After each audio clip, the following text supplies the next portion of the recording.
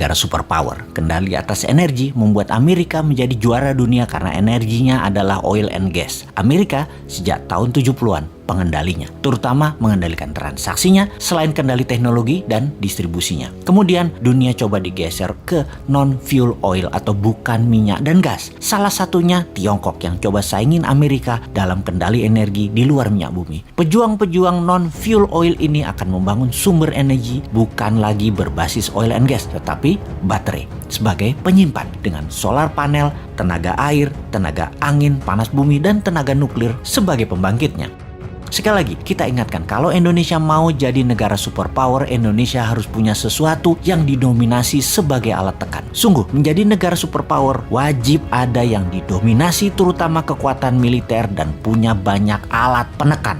Amerika itu militernya terkuat di dunia sebagai alat tekan, punya teroris sebagai alat tekan, lalu punya dolar sebagai alat tekan juga, punya hutang sebagai alat tekan juga, punya multilateral organisasi seperti PBB, IMF, dan lain sebagainya sebagai alat tekan juga. Kemudian tujuan New Mind bernegara adalah ingin membuat Indonesia menjadi negara superpower. Tujuan Old Mind bernegara adalah mengelola anggaran dan rebutan anggaran. Mek ngonoto, mentalnya yaitu cuman bisa rebutan anggaran, terus mau berkuasa lagi 2024 dan rakyatnya hebat lagi, masih terpesona sama Old Mind. Kok iso yo? Sungguh Old Mind ya Old Mind. Bahkan kalau nanti oposisi yang menang, tetap otaknya hanya membagi-bagi anggaran yang 1.700 triliun APBN doang. Itu aja yang direbutkan dan fulus itu dibagi-bagi geng Senayan dan geng pejabat kroni mereka nanti. Sekedar mengingat 1.700 triliun setahun anggaran negara atau senilai 130 billion dolar itu sama dengan 500 perusahaan yang ada di Forbes, alias ada 500 perusahaan di dunia ini yang omset per tahunnya atau nilainya lebih dari 130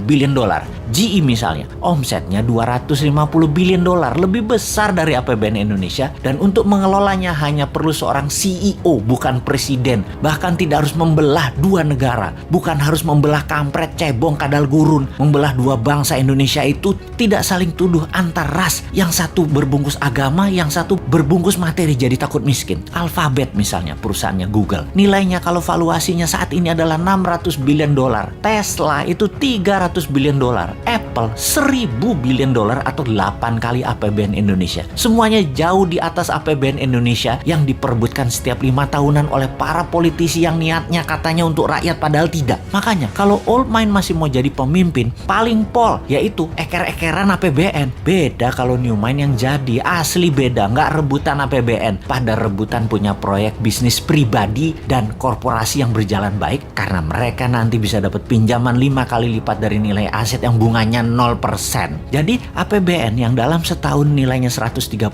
billion atau 1.700 triliun rupiah bisa naik ke 1.000 billion atau 15.000 triliun dengan gampang, tanpa injek kaki rakyat dengan pajak tinggi, tanpa utang IMF, tanpa jual nikel ke Tiongkok. Mengapa bisa? Karena kita tidak mengerjakan apa yang Old Mind lakukan, misalnya menjual nikel mentahan, tetapi nanti nikelnya jadi diolah baterai di Indonesia 100% terlebih dahulu. Finish produknya baterai, bukan nikel smelter. Indonesia jadi raja baterai beneran, bukan ingin jadi raja baterai. Bahkan mobil SMK nanti bertenaga baterai kalau mobil itu nanti muncul. Kalau sekarang kan masih dipingit, namanya juga Satrio Piningit, karena mobil SMK itu sekali lagi itu sesungguhnya Satrio Piningit itu aslinya yaitu. Tapi maaf nih ya, kita ada ketakutannya. Apa yang kita takutkan nih kaum New Mind? Yang New Mind takutkan dalam 3 tahun lagi cadangan nikelnya habis dihajar Tiongkok dan kita nggak ada sisa apa-apa. Jadi deh Tiongkok punya cadangan nikel processes untuk 20 tahun ke depan dan jadi raja baterai dunia. Biar deh mimpi kita punya dan mengendalikan baterai. Duh, gemes banget bernegara ini Old Mind, Old Mind. Kok bisa ya pada nggak nyadar bahwa sumber daya alamnya dikerjain pejabat di puncak, bahkan pucuk pimpinan pun nggak sadar dikerjain anak buahnya. Padahal kan tahu untuk jadi negara superpower kita harus ada yang kita dominasi, yaitu dominasi kita harusnya kuasai baterai sebagai komoditas juga sebagai alat tekan. Lah kok Tiongkok yang punya bahan baku dan yang mengendalikannya. Tapi sudahlah, kita cuma bisa menjerit. Ampun Gusti.